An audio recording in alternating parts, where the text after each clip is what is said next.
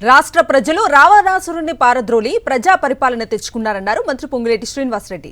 ఖమ్మం జిల్లా ఏదులాపురం మున్సిపల్ ఎన్నికల్లో భాగంగా పలు డివిజన్లలో ఆయన ఎన్నికల ప్రచారంలో పాల్గొన్నారు. మున్సిపాలిటీని అన్ని రంగాల్లో ముందుకు తీసుకుపోయేందుకు కృషి చేస్తున్నానని ఆయన తెలిపారు. పేదవారి సంక్షేమం కోసం ప్రభుత్వం అనేక సంక్షేమ పథకాలు అమలు చేస్తోందని ప్రజలకు వివరించారు. ఎవరెన్ని కట్టుకథలు చెప్పినా నమ్మొద్దని హస్తం గుర్తుకే ఓటేసి కాంగ్రెస్ అభ్యర్థులను అత్యధిక మెజార్టీతో గెలిపించాలని కోరారు పొంగులేటి.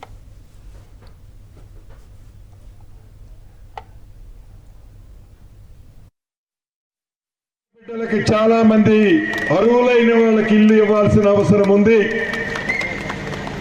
ఇల్లే కాదు, ఇళ్ల స్థలాలు లేని నిరుపేద నా ఆడబిడ్డలు ఉన్నారు. ఇక్కడ కొంతమంది చెప్పుకుంటారు ఇళ్ల స్థలాలు మేమిస్తామని. ఇల్లు ఇవ్వాలన్నా ఇళ్ల స్థలాలు ఇవ్వాలన్నా ఆ రెండు శాఖలకి మంత్రి మీ సీనన్నే. ఆ రెండు శాఖలకి మంత్రి సీనన్నే.